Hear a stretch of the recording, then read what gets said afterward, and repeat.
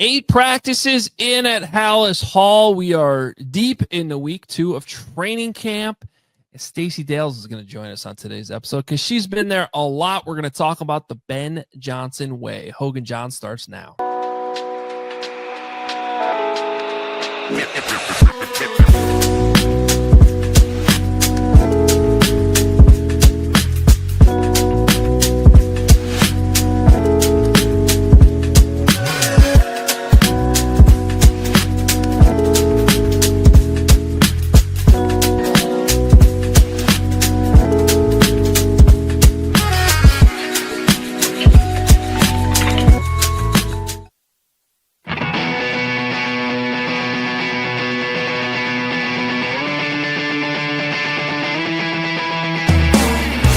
What's up? Welcome in. Hoge Jahns back with you deep into week 2 of training camp. Got Family Fest coming up, but a natural breaking point here because the Bears have another off day tomorrow before a busy weekend. We get to see a good long padded practice today. Johnsy, how's it going? Was it as intense and as tough as you thought it would be after Ben Johnson said it would be today? Yes. It started off a little bit slower than I thought because they ended up doing a lot of like fundamental and individual. They had a lot of special teams for you. Yeah. Well, that's been daily. I mean, I think there's been 3 special teams periods every practice. So that's I'm sure it's the same amount of time overall. Maybe it's not, maybe it is. I'll have to ask that question. But they've been splitting it up in a way. It's been interesting to watch. You didn't come here for the special teams breakdown, though. So let's get into what matters. And hopefully we appreciate, by the way, off the top, appreciate everybody that's been showing their support since the relaunch of Hoge Jahns season 11 here, going strong. And I got to call myself out for something, Johns. And credit to my wife. She's the one that pointed this out to me. So we did an episode Monday.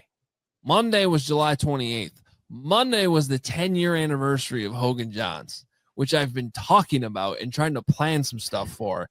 And then we got to the date, and I completely forgot about it. Well, we're trying to do some bigger things, right? We will. Yeah, we're going to celebrate. But just the fact that I didn't even bring it up on the show. We got done, whatever we were doing. I'm sitting there with my wife, probably, finally having an old-fashioned later that evening or something. And she's like, today's the 10-year anniversary. And I was like, oh my God, did not mention it on the show. So, that was a little anticlimactic, but we appreciate everybody showing their support.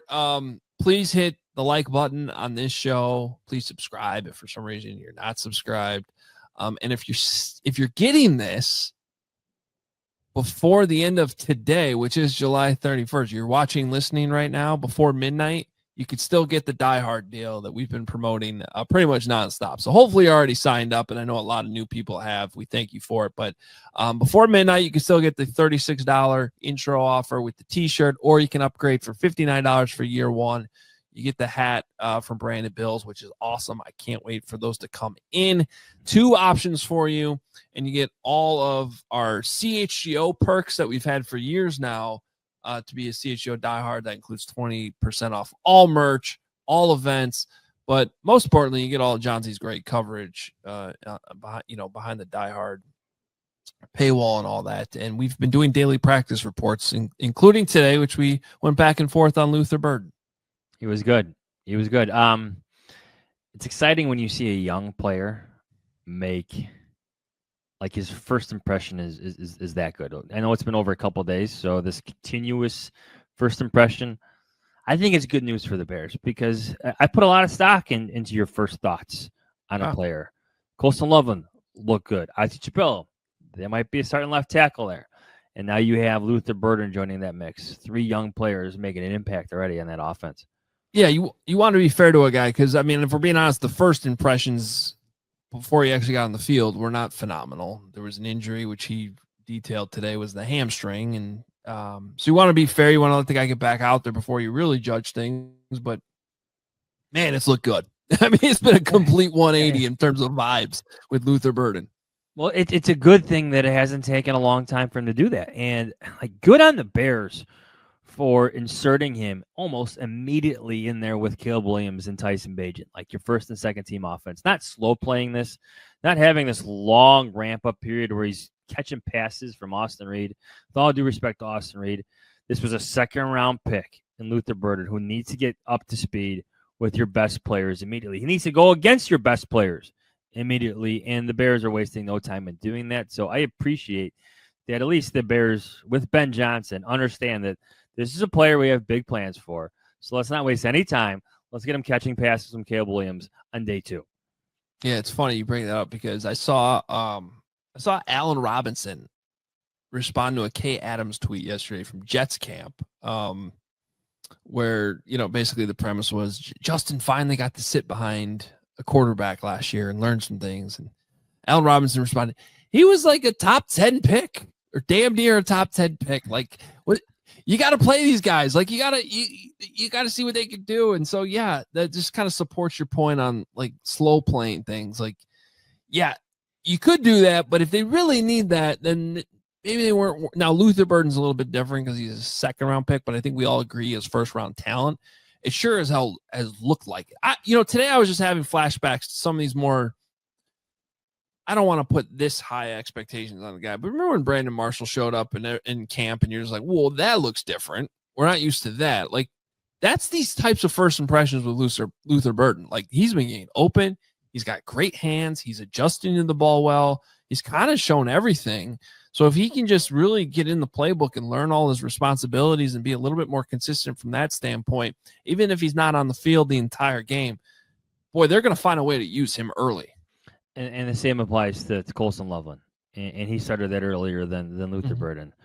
Instant impact in a sense. We're like, oh, that looks good. That makes sense. That could be a thing almost immediately. It's not like Adam Shaheen where you're trying to talk yourself into this and you're asking players about it. You see it with your own eyes where here he is open over the middle of the field.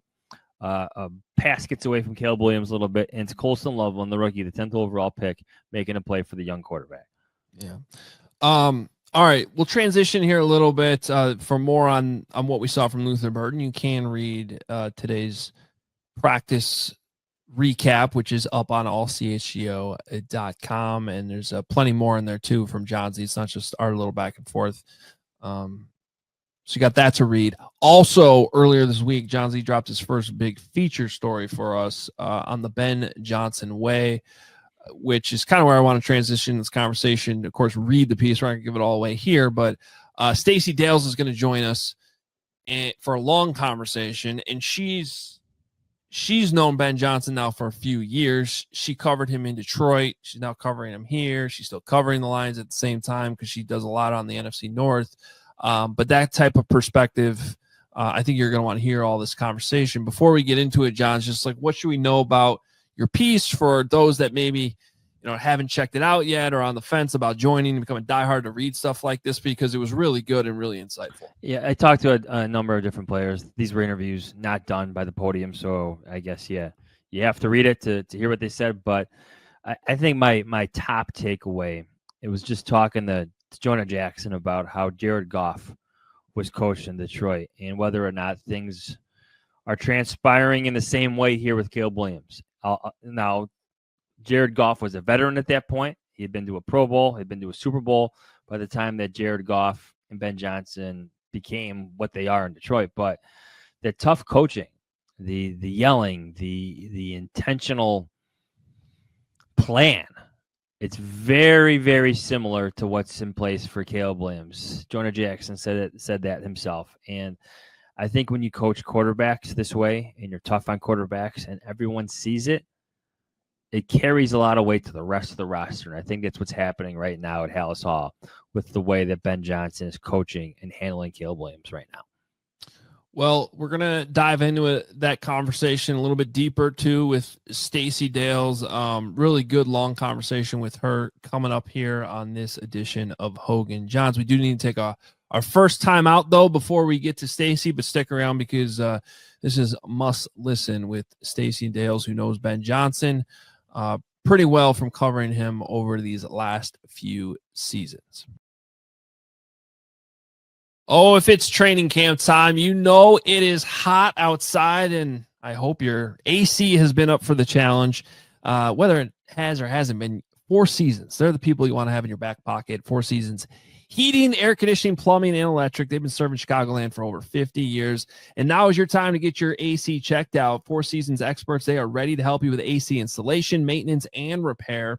Last year was officially Chicago's hottest year on record. I think it's trending similar this year. When it's hot and humid, you want to know that your home will be cool and comfortable. Four Seasons expert technicians ensure that you always receive reliable service. And the best part is they don't charge you more for service during nights, weekends, and holidays. So schedule your Four Seasons AC tune-up today. Save $50 and enjoy a 1-year no-breakdown guarantee. Your trusted local experts are Four Seasons Heating, Air Conditioning, Plumbing, and Electric. Visit fourseasonsheatingcooling.com for all their special offers and money-saving coupons. That's fourseasonsheatingcooling.com. And once you have your comfort of your home and the temperature just right, well, you might want a new flooring too. And just like your favorite team needs a home field advantage, your home needs a home floor advantage. Empire Today can help you get exactly that. They have flooring experts, dedicated flooring professionals who focus on flooring every single day, not other things, just flooring. You've been to those big box stores. You're wandering those aisles, then you're bringing all this stuff home. Then you need somebody to install it. Empire Today is going to handle all of that for you. They live and breathe flooring, and they're going to help you pick the right flooring and the right colors for your space and see how it looks with your furniture in your house, precise measurements, all of that with Empire Today. So schedule a free in-home estimate today because some things are just better at home. CHGO listeners can receive a $350 discount using promo code CHGO. That's right, $350 off with code CHGO. Restrictions apply. Visit empiretoday.com/CHGO for full details. All right, let's bring in our good friend Stacy Dales, who we've had on a bunch of times over the years. And she's been to a lot of Bears practices so far in camp. I guess the Bears are back. That's our barometer for when we know the Bears are relevant again. If Stacey's there a lot, it's a good thing. Thanks for jumping on with us again. Well, it's just great to be with two of the guys that I love on this this whole scene for years, and much respect to you guys. So thanks for having me. Well, Stacey, thanks as always. We know you're busy. You've been to Green Bay, or soon to be Indianapolis. You've been to Detroit. So you've gotten around a little bit to all these training camps, but here, Ben Johnson, you knew him before he became the Bears head coach. I'm just curious, what are you seeing from him now that he is the Bears head coach? And I guess how much is he still the same? Adam, I never will forget meeting Ben for the first time a few years ago when he took over play calling duties in Detroit. Just bumped into him organically at the combine, and immediately you're impressed with just how professional this guy is and just how dressed up he is in a way in so many different respects. And that's what I learned about him while he was there in Detroit. You guys have learned that, you talk about the article, Adam, the Ben Johnson way. It is very detailed. It's very intentional. There is a method to this madness. And you can say that about new regimes all the time. And these players have to buy into a new regime anytime there's a culture change or a coaching change. I think with Ben, though, the intentionality is where the difference lies for me. He is just, you talk about the details, but there has been a very strategic plan. I think the fact that people have been shocked by how much Caleb Williams has been forced to retain early through camp, a la, oh, he just threw another pick. Oh, this doesn't look crisp, but maybe he doesn't look so great. This was all very intentionally crafted by Ben Johnson and his staff. And I think that's why you're seeing such a learned experience for this second-year quarterback in this offense. And good thing you got DA on the other side, because Dennis Allen sure is handling some stuff on the defensive side as a former head coach and defensive coordinator. Yeah, I've definitely been, encouraged, especially this week, not so much last week, but this week about some of the more back and forth between the offense and defense. I think that's a good sign. I want to ask you this, though, since you did go to Detroit, too. You know what what it looked like there before when Ben was there. Now he's not, and so you've had this interesting perspective these last couple of weeks, because now you're seeing Ben in Chicago, but you go to Detroit, he's not there anymore. What was different about your trip to Detroit? Sort of the Lions storyline and all this, because whatever they lost in Ben, I think is going to be very telling for what the Bears are getting here. Well, there's a reason the Bears brought him in to be a head coach, and there's a reason the Detroit Lions are really good and have been for building this thing for like 5 years now, and it's because of their head coach, Dan Campbell. So, when I go and watch practice, I've said it, the cliche as it stands, a well-oiled machine. That group is, their culture exists now. There is a standard, and they'll continue to talk about the standard is the standard. I think Ben Johnson's trying to create a standard, and he's trying to create a culture, and he's doing it his way, but probably learned a ton under Dan Campbell. Dan is, unlike many you'll be around in the NFL, there is zero insecurity in how he does this thing. And when a head coach has no insecurity, meaning they're willing to actually give you transparent dialogue and information about what is happening with the franchise, where this player fits in and where he doesn't, why this works and why it doesn't, and then is willing to take the accountability of onus, that's where you have something special. And that's why I think the Detroit Lions, when I watch them practice, it is so physical there because their personnel didn't change that much. Yeah, they got John Morton's their offensive coordinator, and Kelvin Shepard on the defensive side, who was the linebackers coach. And the players just love him. John Morton was there in 2022 as a senior offensive assistant. And actually the most important piece of that was he was a part of the installation with Ben and with Dan. And Dan talked about that to me when I was at training camp. Like, let's not forget, John Morton was a part of designing this thing in its early nuances. And so I don't detect, for me, there's going to be a ton of drop off because of the way Dan Campbell does things. And then I think of Ben Johnson, and I think he was the most coveted in the cycle as far as head coaches. And it wasn't just a single cycle. I mean, you guys both know he was strongly sought after. And I give credit to the Bears for making a decision that we weren't accustomed to in paying the money to bring in Ben Johnson. And I think it's going to pay dividends in what's a really hard division. Something you just said kind of like stuck with me because of what happened today. The transparency that you mentioned that Dan Campbell has. Like, I think Ben Johnson's been very transparent thus far in his dealings with us, the media. And I think that's part of his confidence. It's part of his belief in himself.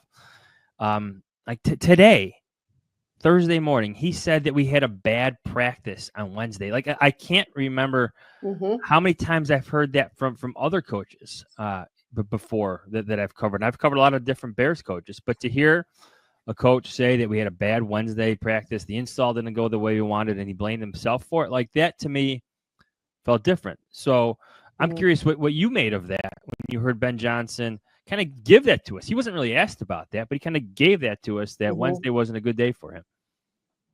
Well, what it told me when I heard it this morning, to your point, that he went back and watched the tape and didn't like what they put on tape.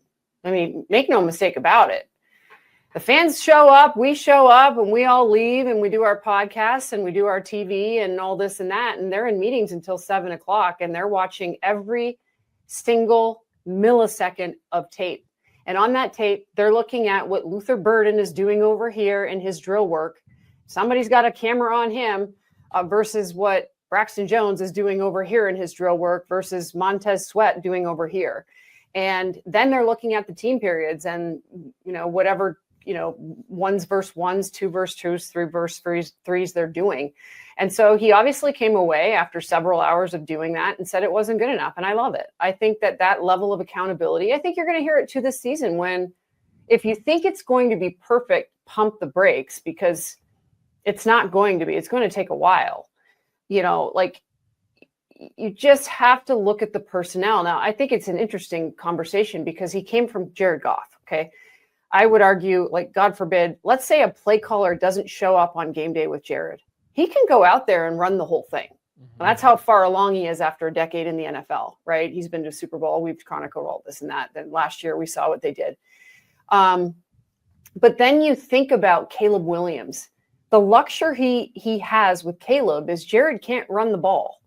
And so, we talk about play action, but how much of it is going to be RPOs, for instance? And that's why this run game is so vital. That's why, it's going to be a different offense because he has a mobile quarterback who prefers to throw the ball. I think you guys would agree that Caleb is a pocket passer, but his mind first wants to throw it and then get those legs in gear. But he has a lot to play with when it comes to his quarterback. And so for me, I expect it to take some time to figure all that out, certainly. And certainly as we see how this offensive line comes together, because that's where it all starts always for me. Yeah. And I think that's where, I guess, what are your big impressions for watching Caleb so far? I mean, we've given ours here on the show plenty already at this point. I'm just kind of curious your perspective, a lot of things you were just talking about, because I think it's hard. We talk about it in the context of Jared Goff a lot because that kind of makes sense. But also, even when you think about where Jared Goff was in year 2 of his career, when he was just getting Sean McVay at that point, there are some similarities both in terms of how they kind of came up, what they were used to, how Jared had to get used to going under center more and running more play action, which we know Ben Johnson wants to do. So all these things. So just what are your first impressions through, I guess we've had 8 practices now for the Bears, and what you're seeing from Caleb? So when I sat down with Coach, he likes the pre-snap procedure. Okay. So that's one part of it.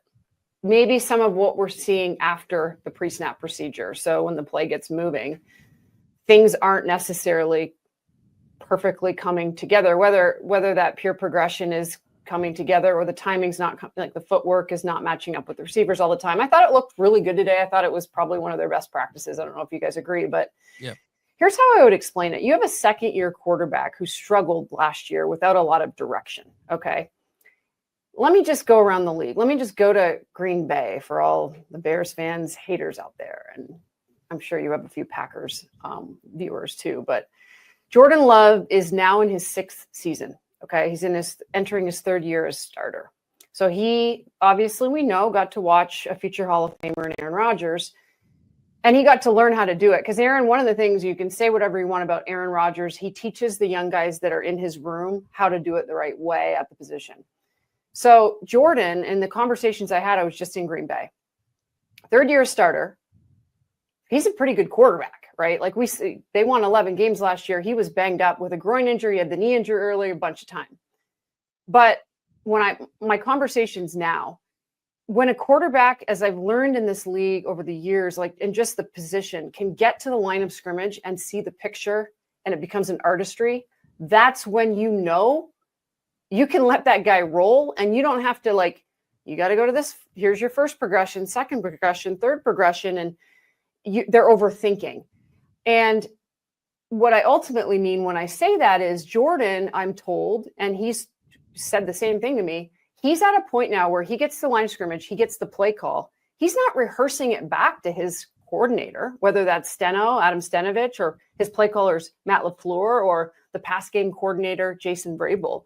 He's actually getting to the line of scrimmage now, as they explained to me, and he's pointing. He's already got the picture in his head. He sees the defense. And now, as they described it, it's like, what is the artistry in this? What is the scene? How do I set the scene now? That's where Jordan Love is right now, which should excite Packers fans. Caleb Williams, I'm wondering where those elements are for him in his mind. Because I think right now he's still in this learning Ben's offense, learning the coverage, and kind of I was very surprised when he said, I'm often find my times driving, rehearsing cadence in the car. Mm-hmm. So you have to be extremely patient and let this thing develop because he needs time on task. He needs more reps in the NFL in Ben's offense. And he needs to, I would say, what did he throw? 6 picks, guys, last year? I'm okay if he throws a couple more than that and he's figuring it out and trying to figure out what the scene is when he gets to the line of scrimmage, because that's when these quarterbacks have it, and all the greats do. That's why Jared Goff's so good, because he can create a painting when he gets to the line of scrimmage in terms of what he wants to do. Yeah, I don't know if Caleb is quite there yet. Even you see him in the huddle, they rehuddle probably more often than you like to see, as he's having trouble verbalizing the play call, which can be pretty long under Ben Johnson. But this is why I like the plan that you kind of talked Mhm. about Yeah. off the start. They're not making it easy on him. They're not catering to what he does best or what's easiest for him. They're challenging him like every second that he's out there. And then you hear the head coach when there's like a delayed game penalty, and everybody at practice knows it's on Caleb Williams. Mhm. You know, the head coach makes sure to remind him that it's on him in that instance. So my question for you is, like, what do you make of those interactions when the head coach is getting on his quarterback and being intentional with his messaging and reminding him or being tough on him in those moments? It's honestly kind of early for me to answer this because we all are motivated different ways. Like Tom Brady was a quarterback who he wanted to be yelled at. He wanted to be coached really hard. I just think back to being a basketball player. I wanted my coach to come over and speak to me professionally in my ear. And then there were times when I wanted my coach to use me as an example, but I made an example of myself before anybody. And I think a lot of these quarterbacks, the point guards of the offense, do that. Whether you miss a layup and go do your own push-ups on it. I mean, you like to see that your quarterback, now he's really young. Caleb Williams is really young. So I don't know how he self-corrects, but that's why I think it's important that Ben is is correcting him on the spot, Johnny on the spot. Like that's what Caleb Williams needs. But I also think it has to be, and this conversation has come up, as you guys know, it has to be, Caleb even brought this up. Like, there's got to be moments in the day where Ben's like, hell yeah, this freaking worked. This was bomb, man. And this is what, because we all need, we go through this world and this life and it's very quick. It's such a fast moving tomorrow. Yeah, today's gone. Today's practice is gone and tomorrow's already here. And so you better figure out how to, build that confidence up in this guy through moments in film sessions. And, maybe it's just like a wink that you give him in practice. Like, that was freaking awesome, man. And, because like your teammates vibe off that too. So I think it's got to be a fine balance, Adam. I mean, I need more time in the pads. I need some joint practices and I need some like, things are going to look so different in September because a lot of guys that get on the field, they're gamers and you might not see them even flash in practice. Like you might have a superstar in the waiting this season in this offense that we don't even know about. So maybe this is too early to ask you this too, but I am jealous that you get to see, there you go. Came from practice. That's how you know it's training camp time because That's right. we all got our Deja Blue, within reaching with the bear logo on it. Look, I'm jealous that you get to see, different teams on different days because whether you're trying to or not, you can sort of compare what you're seeing. I'm wondering if anything has stood out to you from Bears camp so far where you're like, oh, that looks better, or that looks like more like these other NFC North teams I see all the time. Yeah. Beyond the quarterback, has anything else stood out? The offensive line does look a lot different. I mean, it just looks like a different group. Let's just start with Drew Dahlman. Mm-hmm. Okay. I don't know who has better calves, Hoge or Dahlman. Ooh. I don't know. It's a good debate. I don't even know if your viewers and listeners know just the incredible nature of. He's going to have to show his calves eventually on the show now, Stacy. Well, look, I don't know if I'm ready for this. It's kind of insane, actually. But they are imposing. I mean, I'm just giving you props, man. Like, my calves have been complimented today by Tom Waddle and Stacy Dales. So this has been a great Thursday for me. I really appreciate it. Yeah. And Johns, I don't think you look like Ozzie Trapillo. I don't think it, but I maybe like a touch. He's 6, like he's almost 7 feet. So like he's huge. But you're strong. Like people need to know you guys are killing it in the gym. Starting with Drew Dahlman though, there is in all seriousness, he's your mic point, obviously.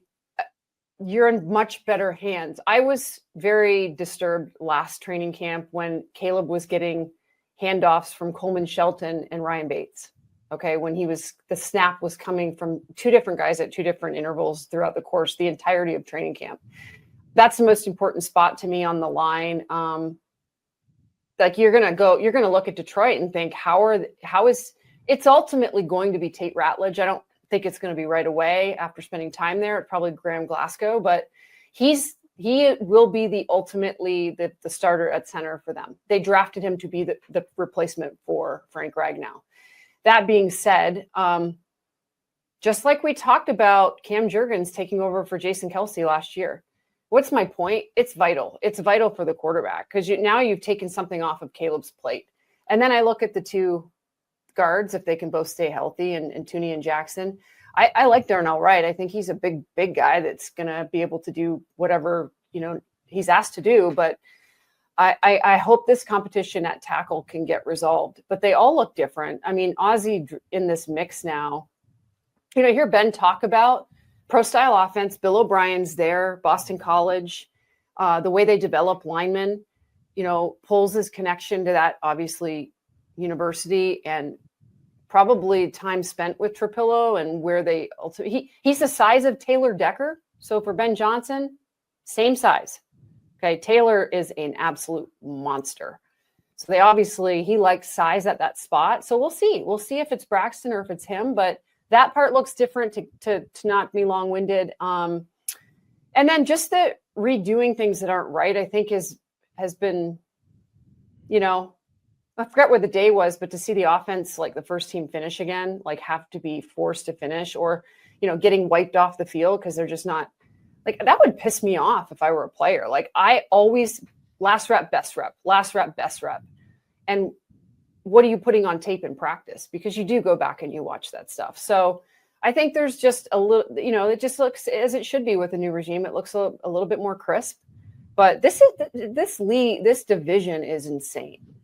It's insane.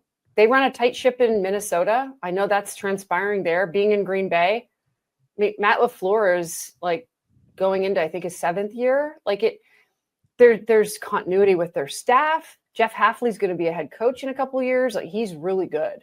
So and not to mention the schedule of this division, right? They've all got the NFC East and they've got the AFC North. It's a brutal year schedule wise. So gosh, I certainly think though the Bears are a much better team now under Ben Johnson right now, and no respect to previous regimes. But he's really sharp and he's focusing on these details, which these players need. There has to be a level of accountability as a player. That you can't, you hear all the time, guys, like fundamentals. You hear about like John Wooden and tying your shoelaces. All of that does matter because how you do anything is how you do everything. I truly believe that. And I think that if they truly do clean it up at Hallis Hall, which it looks like they're doing, things are going to be a lot better. And Dennis Allen is a part of that. Like for as much time as we talk about Caleb Williams and Ben Johnson, and rightly so, the quarterbacks and offenses, it's the NFL nowadays. You got to get it right. That's why Ben Johnson is here. But Dennis Allen's impact on this defense can't be. I mean, it's so underrated right now because of everything we're talking about. But the impact is there. You see it in how they're playing. You see it in not only in their blitzing, but the way they're carrying themselves. The way Dennis Allen walks around out there. I'm curious, like, what do you make of it? What do you think of Dennis Allen's impact on the defense as you see it right now?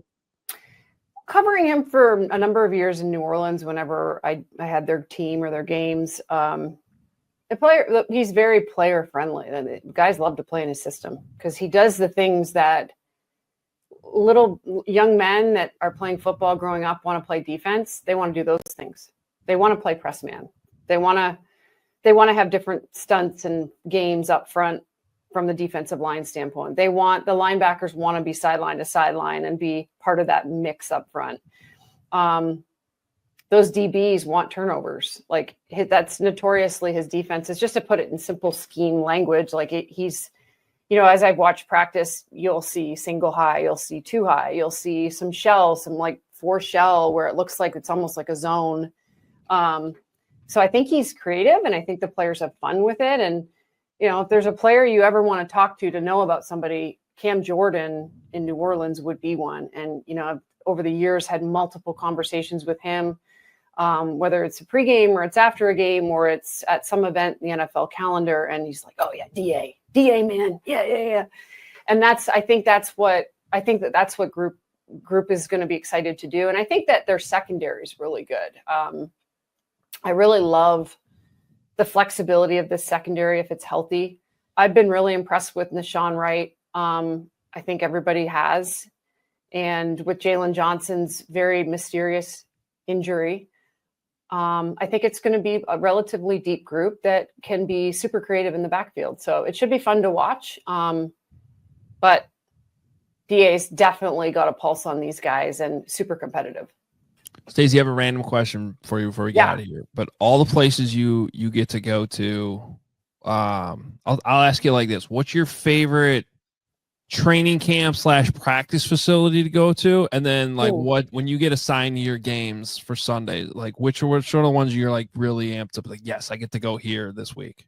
Oh, wow, man. Well, I'm a junkie, so it's like wherever I go, it's going to be a good game. I know I can count on, because we're only covering 4 or 5 and they have to be big games and early games. Yeah. I would say, I can't lie, I love just the nostalgia of Green Bay. I mean, I get asked all the time, like, what's your favorite stadium? Lambeau Field by far. Like, it's just incredible. I'm sorry, but it is.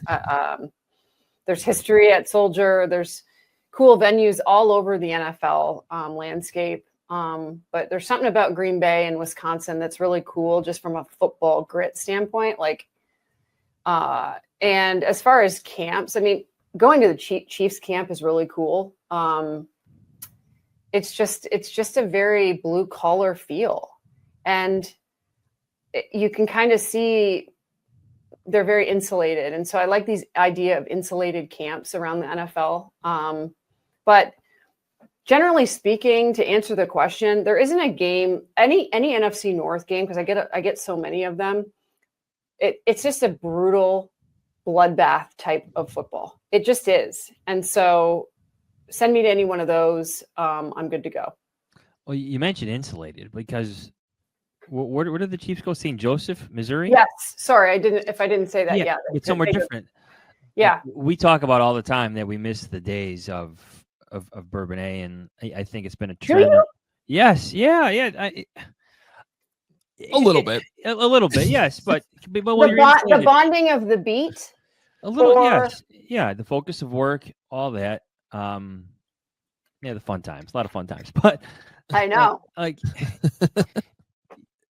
the idea that all these teams now have like their training camps at like their home facilities. I think some of those interactions with fans are different. Interactions amongst themselves are different.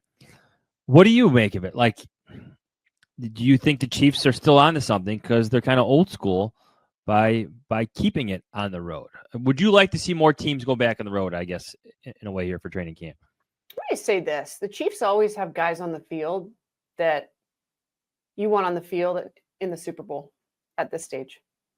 So they're just like, you think about Travis Kelce, right? He loves to practice. He is obsessed with practice. He is obsessed with football. Whatever you see, all this on stuff on the outside, like, he wants to be there. So does Chris Jones, by the way. Mm-hmm. When your superstars want to do training camp and know how damn hard it is, there's a tone that is set on your team. Patrick Mahomes loves to compete in practice.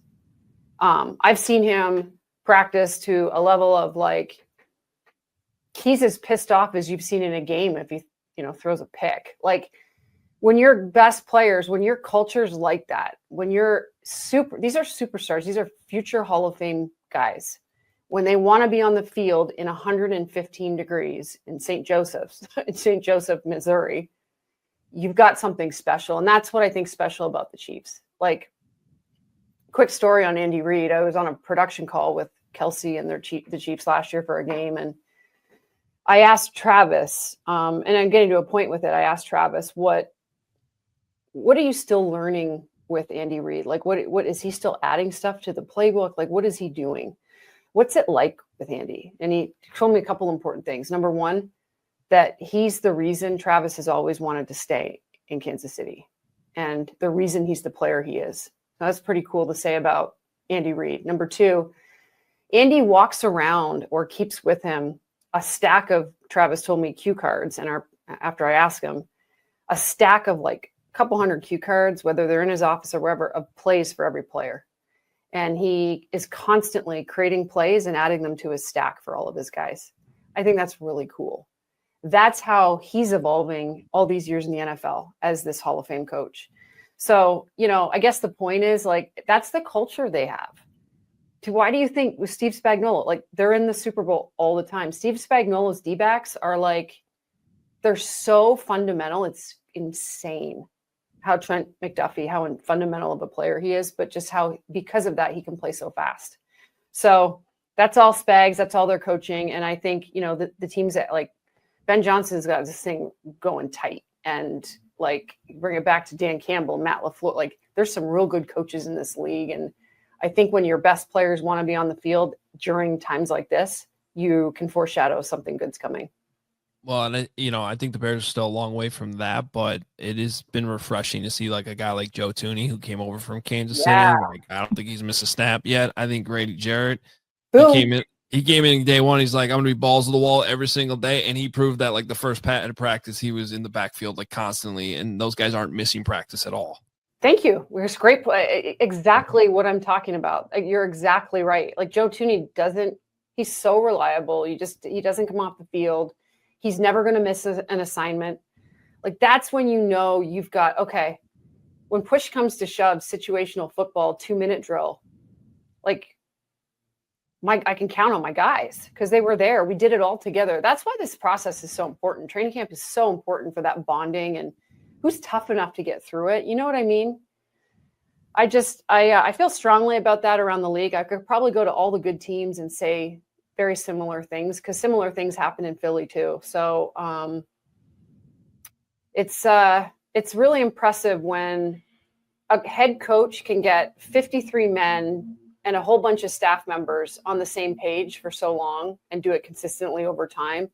And certainly Bears fans are hopeful, I know, with Ben Johnson, because he's really special. He's really a special coach and leader. And, you root for people like that. So that's how I see it. Yeah, I think there's something said about how toughness becomes part of your culture. Even like today, there was a moment during a team period where it looked like Montez Sweat got caught up a little bit, and he's going to leave here a little bit. Looks like he's trying to work something out. Maybe he's done for the day.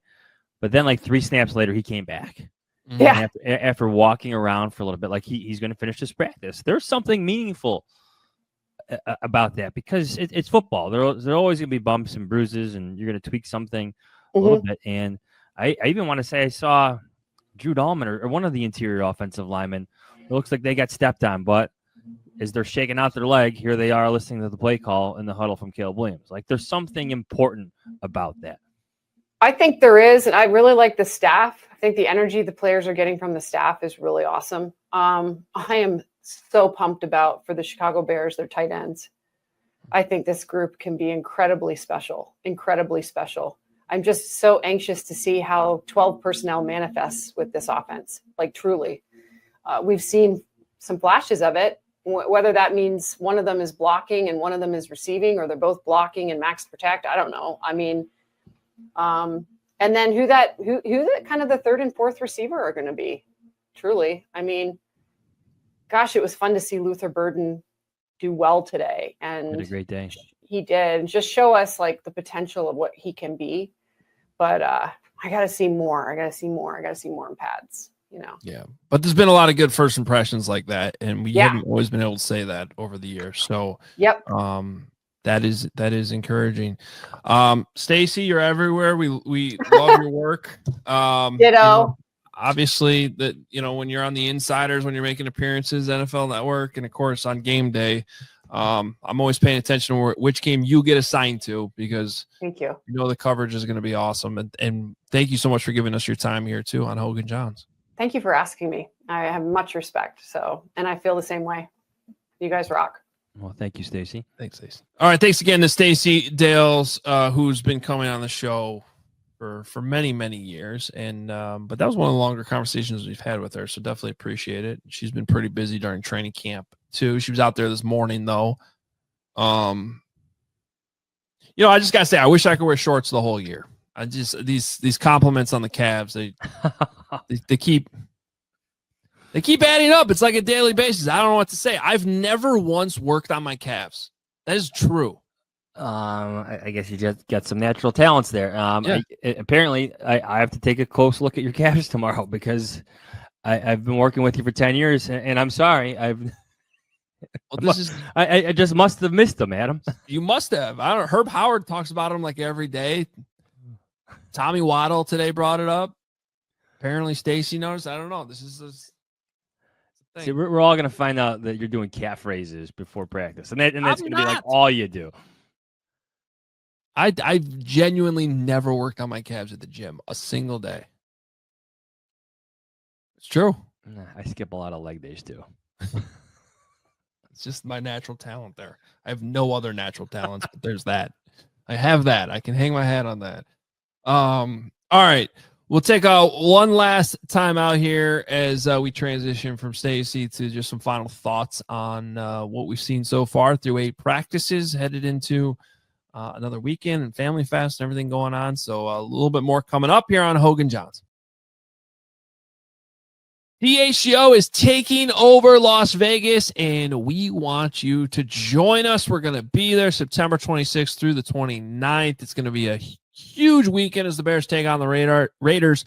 3 nights at the incredible Mandalay Bay, and these rooms have been they've been hot. So we might actually have to add more rooms next door at the Luxor. We're working that out right now, but it's a big group that's going. We're going to have a lot of fun. You want to come with us. There's a pep rally. There's a tailgate before the game. Plus your tickets for the game are included. And you can even upgrade to the lower level if you want. So a lot of flexibility there. Plus Bears legend Lance Briggs, our teammate here at CHGO, he's going to be on the trip as well. It's going to be a great weekend. It includes a custom t-shirt and trip badge, lanyard, the whole thing. You can add flights if you need it, or you can just meet us there. A lot of options. TrueFanTravel.com. Come to Vegas with us.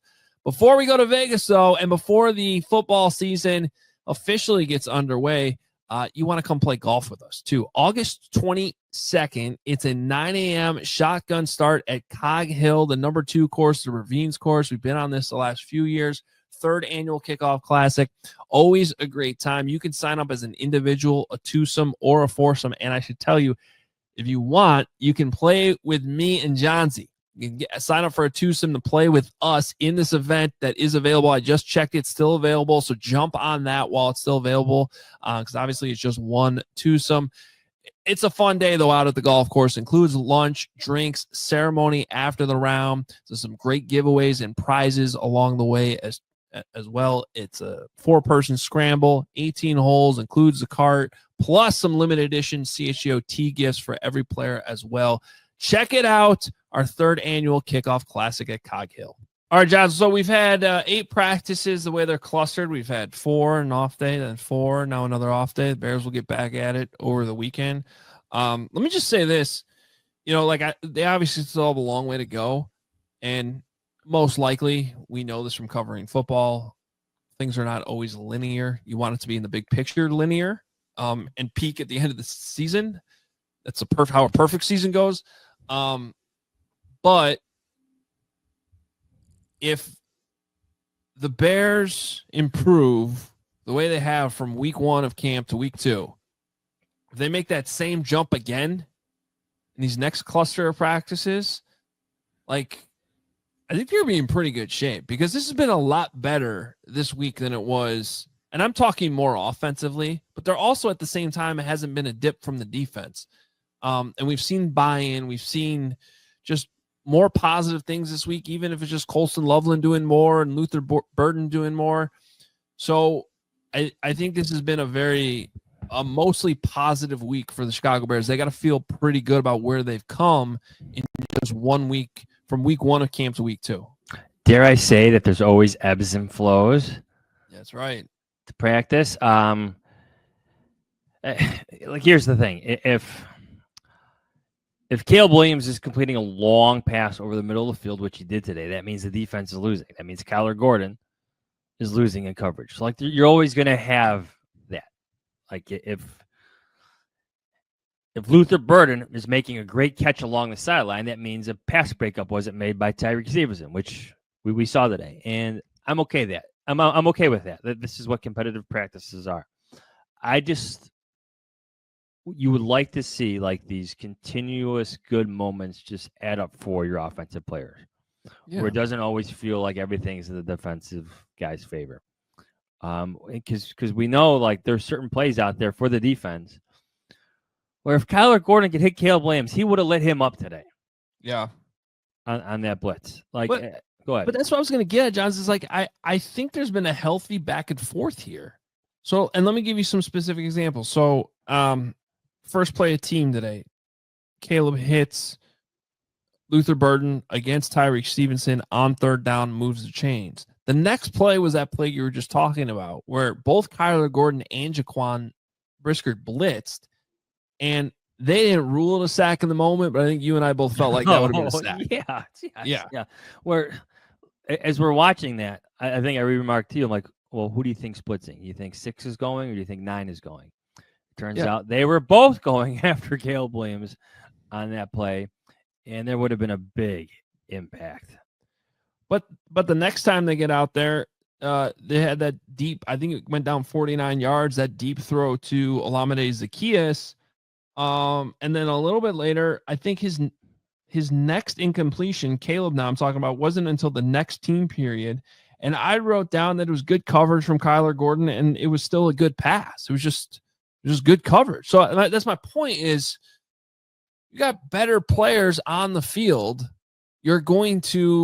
The defense is going to win sometimes. The offense is going to win sometime. And as long as it's a healthy back and forth, and we've just covered so many camps over the years, I've not been like that. We're deep into August and the defense is still dominating. They were dominating last week. My point is this week, it's been a little bit more back and forth. I hope that continues. And if it does, I think the Bears can feel a lot better about where they're at. I think it was Charles Tillman, years ago, where he used to get upset with us and fans when the defense didn't get credit for like their wins, because everybody wants to see offensive success. Yeah. They want to see the quarterback complete passes, but he'd yell at the fans. He'd be like, "We play for the Bears too." Yeah. And well, that was a darn good defense back then, and we've seen 2018 was a good defense, and Vic Fangio had a couple great defenses here. Well, 2018 obviously, and I think something is coming together on defense right now. So I think what I'm excited about to see coming up is the joint practices are around the corner, where it's new competition. There's going to be some fights. I thought we were going to have one today between Braxton Jones and Austin Booker. Didn't happen. An official got in there to separate them. So we haven't seen one of those, a big kerfuffle. This is, I like the different words used by reporters are always fun. I like kerfuffle. It's a good word. We haven't seen a brouhaha. A brouhaha fight. No one swung any helmets yet, but we know the intensity. There's another level to it. The pads are on, intensity went up. Now when the opposing teams come to town on your home turf, literally your practice fields, like I love watching them. We got 2 coming up, Dolphins and Bills, before we know it. That's part of the reason why we're seeing this trend. The teams only practicing one day, not 2 days in a row, which is how it's set up this year. Bears they're going to have 2 joint practices, but against 2 different teams, so that you don't have the second day carryover, because we've seen some of those get completely out of hand and just be like a waste of time, and you don't want that either. So that's coming up next week. Next week will be a big week for us too. Make sure you are subscribed. We got at least one big special episode coming your way next week, so be ready for that. We'll have 2 overall, of course. We'll be back Monday with another episode, and so you want to be subscribed. You want to be signed up to be a diehard. If you watch on YouTube, you also want to be subscribed to the podcast version as well, so you just don't miss anything. Be locked in both spots, and we greatly appreciate that. Thanks to Stacy Dales for joining us. As always, we love talking football with her. She obviously really knows her stuff. She's been awesome on the NFL Network for years, so it's great having her on the show again. And yeah, we're off till Monday, at least from this show perspective, but we'll still be dialed in with CHGO Bear shows, post-practice shows on Saturday and Sunday. Sunday's Family Fest. So make sure you also subscribe to CHGO for all of those shows and all that coverage over the weekend as well, because we still bring it. If there's Bears practice, there's a Bears practice recap show over there on CHGO. So thanks for everybody for listening, watching, reading, all of the above. We appreciate you very, very much. We appreciate you saying hi at camp too. And we will be back on Monday. We'll talk to you then. See ya. We all silly like the mayor.